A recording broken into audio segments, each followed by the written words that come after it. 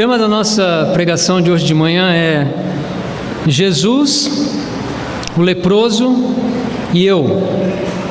Mas você pode também entender como Jesus, o leproso e você. Nas Escrituras, na Palavra de Deus, nós somos encorajados a querer grandes coisas. Nós temos um estímulo da parte de Deus a conseguirmos e irmos atrás de coisas que são grandes aos olhos dele. Quando os discípulos estavam lá discutindo entre eles qual deles seria o maior no reino de Deus, a primeira coisa que Jesus disse é: quem quiser ser grande, que seja o menor. Na verdade, a gente pode não perceber muito bem, mas o que Jesus fala depois disso é uma direção para quem quiser ser grande.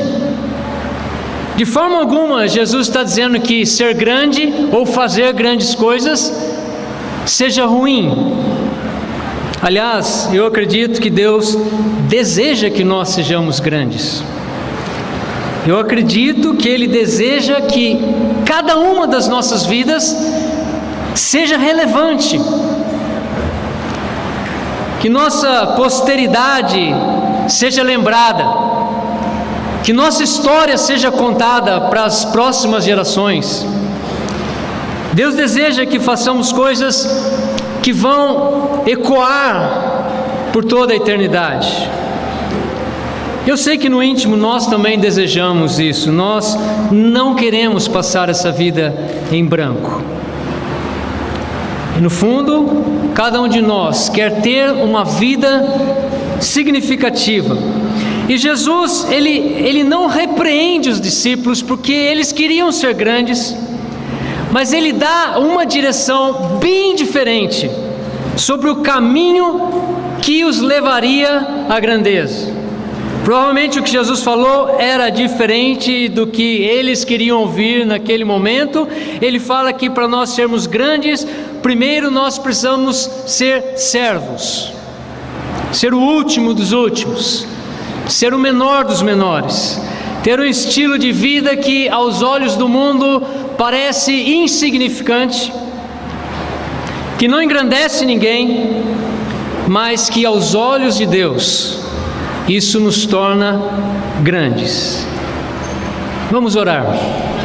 Pai, nesse momento que vamos abrir Tua Palavra e meditar nela, que Teu Espírito possa falar aos nossos corações de maneira profunda, convincente, que possamos, Pai, também abrir nossos corações, os nossos olhos espirituais para entender mais Tua vontade.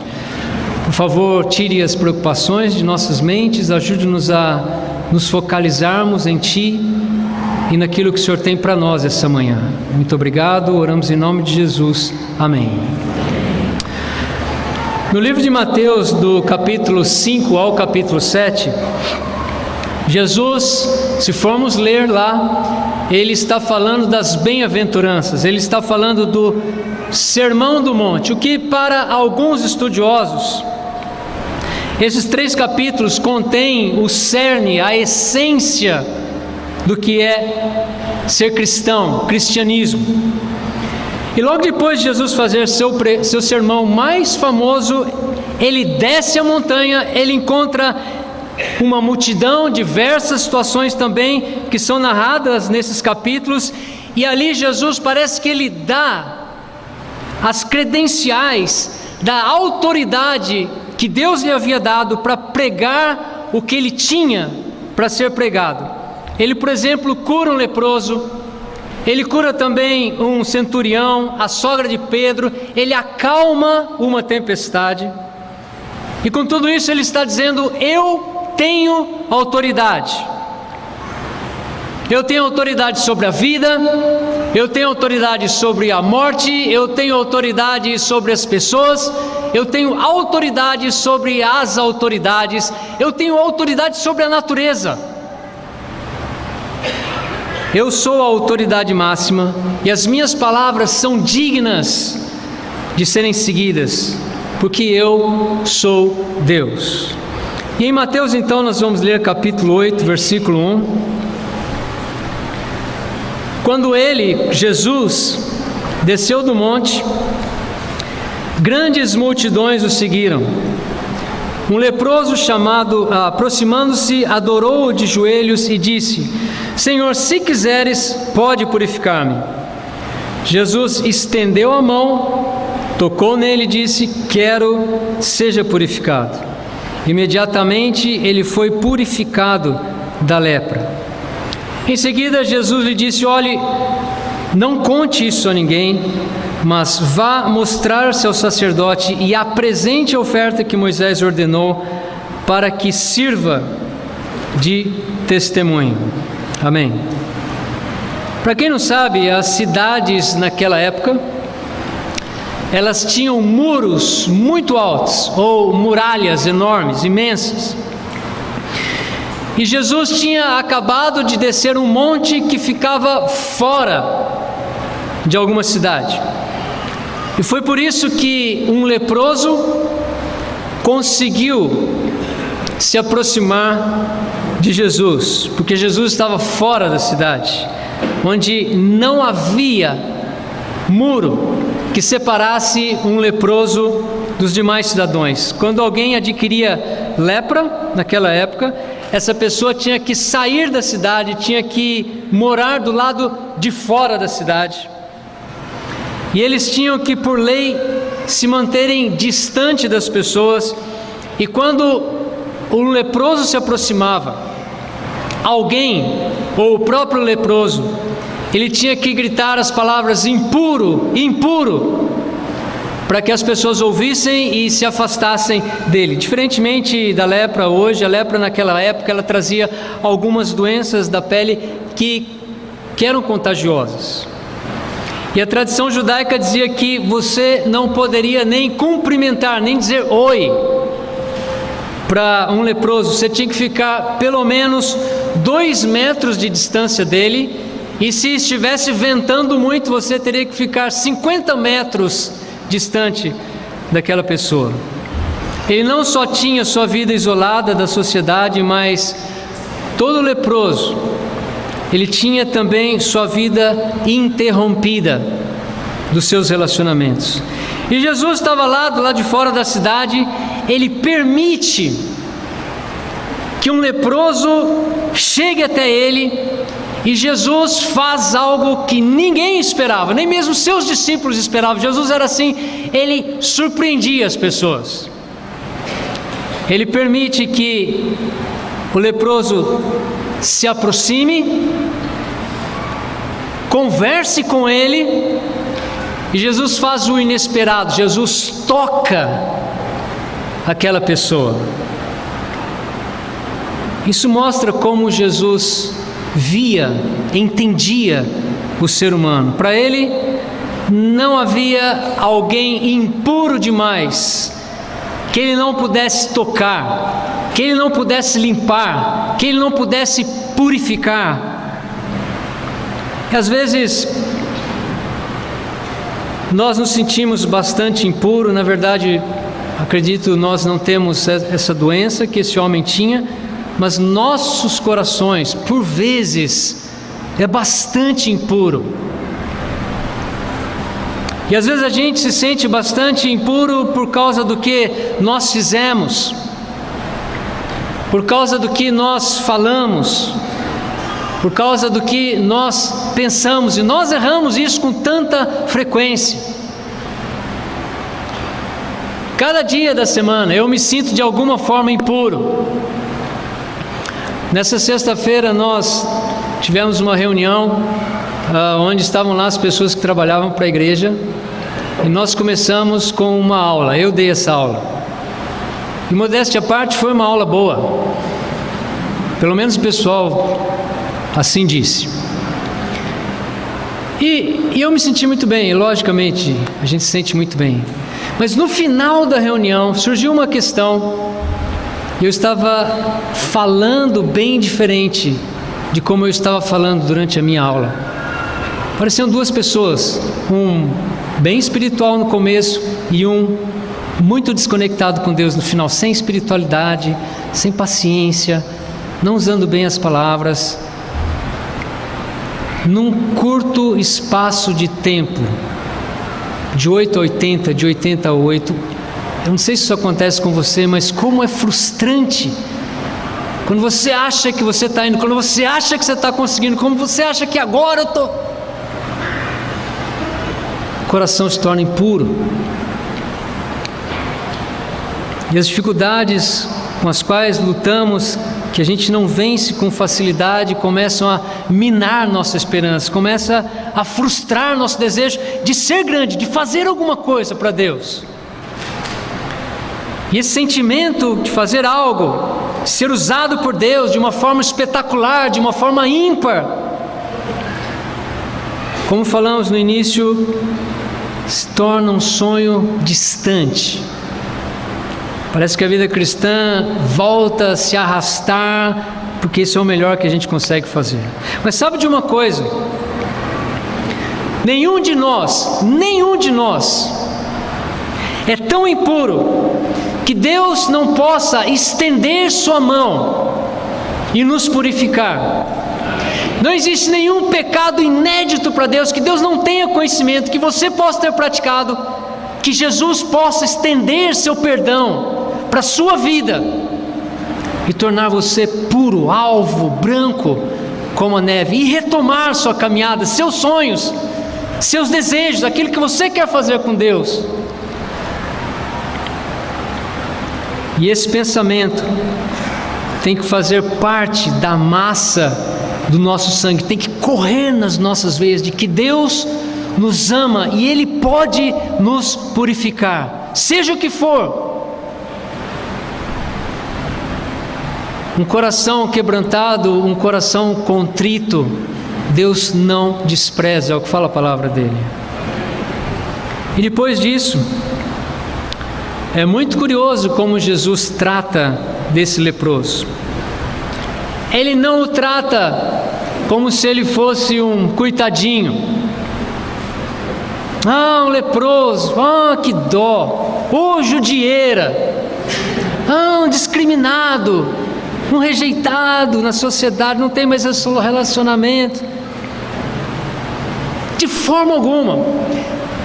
Jesus o trata como um ser humano digno, confiável, ponta firme, como alguém que pode receber responsabilidade. Jesus expressa compaixão por ele, mas logo depois, Jesus dá 3 ordens para aquele homem. No versículo 4 ele fala: não conte isso a ninguém, vá se mostrar ao sacerdote e apresente sua oferta. E mostrar-se ao sacerdote era um sinal público que aquela pessoa poderia ser restaurada ao convívio da sociedade e viver seu dia a dia entre as pessoas normalmente. Jesus estava basicamente dizendo o seguinte: agora, meu filho, toca a vida para frente. Volte a viver e assuma a responsabilidade pela sua vida.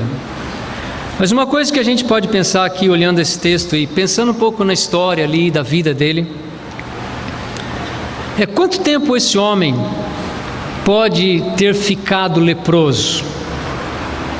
Alguns dias, algumas semanas, quem sabe por anos.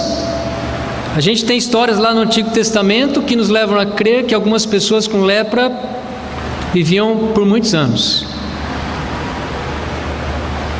Será que seus filhos eram pequenos quando ele adquiriu a lepra e precisou deixá-los, se afastar da família? Quantos anos será que seus filhos tinham quando ele retornou para sua casa? Se ele era casado, como é que estava os sentimentos, o coração de sua esposa? Como seria voltar ao convívio social depois de algum tempo? Será que as pessoas iriam aceitá-lo facilmente? Iam recebê-los de braço aberto? Iam abraçá-los com sinceridade? sem medo, sem desconfiança. Ou seja, a fé que esse homem precisaria ter para voltar e retomar sua vida pode ter sido muito maior que a fé que ele precisou para ser curado, porque Jesus não estaria lá presente fisicamente com ele. E assim é conosco também muitas vezes. A fé que precisamos ter em Deus, que nós vamos conseguir vencer os desafios que temos pela frente e ser o que Deus quer que cada um de nós sejamos, pode ser muito maior do que simplesmente acreditar que Ele pode nos abençoar. Eu não sei como você se sente, mas eu me sinto extremamente empolgado com essa história, muito feliz, muito inspirado. Saber que Deus pode me purificar da minha lepra, entre aspas, curar minhas feridas, tirar as mágoas do meu coração, me ajudar a pedir perdão para quem eu devo pedir perdão, me dobrar diante de Deus e aceitar a vontade dEle para a minha vida, buscar de novo o sonho de crescer diante de Deus, de enfrentar os desafios, ver Deus curar minhas dores emocionais, espirituais, me transformar numa pessoa melhor, usar minha vida. E essa história é para inspirar você também. Eu não sei o que se passa na sua vida, conheço alguns aqui um pouco mais, profundamente a maioria não. Mas talvez você precisa dessa cura de Jesus. Talvez você esteja submetido espiritualmente a algo que você não consegue se desvencilhar. Talvez você esteja preso à imoralidade. Talvez você sinta um desejo forte, ardente de entrar na internet para ver pornografia. Jesus pode te curar. Talvez no seu casamento haja uma questão tão grave, tão profunda, tão insolúvel aos olhos humanos. Jesus pode curar essa situação. Talvez você não tenha esperança pelos seus filhos, ao vê-los tomando decisões bem distantes do que você tinha planejado para eles. Jesus pode entrar nessa situação de alguma maneira. Talvez você esteja desesperado financeiramente. Deus pode te ajudar também. Questões na saúde e assim por diante, cada um, talvez haja centenas de situações aqui, que ao invés de nós estarmos olhando para o poder de Deus, para o seu amor, para a sua misericórdia, para a sua graça, pelo seu desejo de vir ao nosso encontro, estamos lá dobrados, distanciados, isolados, segregados, fugindo, entregues. E Jesus está falando: olha, eu estou aqui na tua frente, eu tenho o poder para fazer algo que você nem imagina na sua vida, na sua família, no seu trabalho, no seu meio de convívio. Jesus está lá, Jesus está aí. Ele quer curar. Jesus nos cura. E depois ele fala: agora vai adiante e retome sua vida. E esse momento para mim, como eu falei, exige mais fé que a cura em si. Porque é incrível quando Deus nos abençoa. No entanto, irmãos, o maior trabalho vem após. Retomar o dia a dia, a vida normal. Isso vai custar bastante de muitos de nós. as responsabilidades que você sabe, que você é ciente, que Deus tem dado para você, ou tem chamado você para fazer. E Deus quer nos ajudar nisso tudo, e a gente precisa acreditar que nós somos escolhidos individualmente por Deus para fazermos coisas grandes. Não existe essa mentalidade, não, eu sou mais um aqui no meio de 1.300 pessoas, alguém pode fazer melhor do que eu, não, alguém vai falar, alguém vai ver. Cada um de nós foi escolhido de maneira especial por Deus para sermos usados por Ele. Pensar que no meio de milhares de pessoas, Deus lá dos céus olhou para a terra, olhou para você, pensou você e colocou você num lugar de honra para ter o privilégio de ser usado por Ele e usar de uma maneira grandiosa, mesmo que o que nós tenhamos nas mãos seja pouco, mas Deus pode transformar o pouco em muito. E nós vemos isso na Bíblia várias vezes. Nós temos acreditado nisso, nós temos esperado alguma coisa acontecer, algum vento diferente tocar. Nós precisamos despertar para sermos e fazermos individualmente e em comunidade algo grande para Deus. E nós temos tudo o que precisamos, tudo. Eu participo de igreja a minha vida inteira, eu nasci na igreja,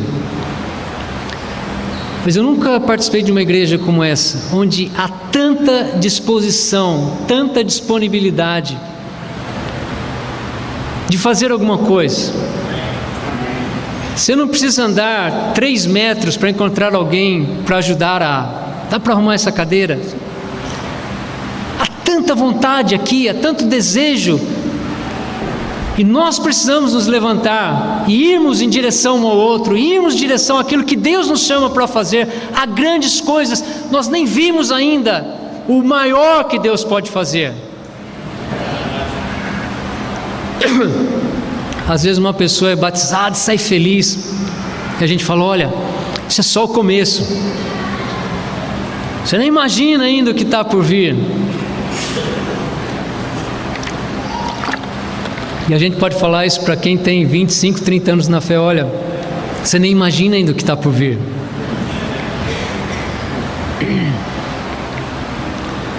Nós não podemos permitir que a culpa nos retarde, que a culpa nos desanime, que Satanás ou nós mesmos fiquemos lembrando dos pecados que Deus já nos perdoou. Isso não é bíblico, isso não é espiritual, não é a direção que Jesus tem para as nossas vidas. A gente olha lá para a vida de Paulo falando, eu sou o pior dos piores, mas logo em seguida ele está falando da grande alegria, da grande confiança que transborda no coração dele. E isso faz entrar na presença de Deus com ânimo, com esperança. A vida dos apóstolos era assim. A gente pode ler isso lá em Atos, por exemplo. Uma alegria, uma força, uma confiança, e não um sentimento de abatimento, de derrota, de angústia. E a gente precisa acreditar de todo o coração, eu não sou mais um aqui na multidão, eu sou um dos que Deus tem escolhido para usar. Acreditar de todo o coração que Deus nos escolheu, que Deus nos predestinou, Deus nos redimiu, Deus nos adotou e Deus nos selou com seu Espírito, como garantia que pertencemos a Ele. Cada dia nós temos que restaurar a alegria da salvação e da nossa fé. Cada dia nós temos que acordar e restaurar a certeza de que hoje Deus pode usar minha vida. Lá no ponto de ônibus, sentado no trem, na fila da padaria, no lado do amigo no trabalho, voltando para casa, dentro do lar, onde quer que seja. Hoje Deus pode e Deus quer usar minha vida. A certeza que Deus pode fazer grandes coisas através de cada um de nós. Nossos melhores dias como discípulos, eu acredito, ainda estão por vir. Tudo que nós já aprendemos de Deus, ainda muito mais e melhor para aprendermos. Todas as bênçãos que Deus nos deu, Deus pode nos dar ainda bênçãos maiores.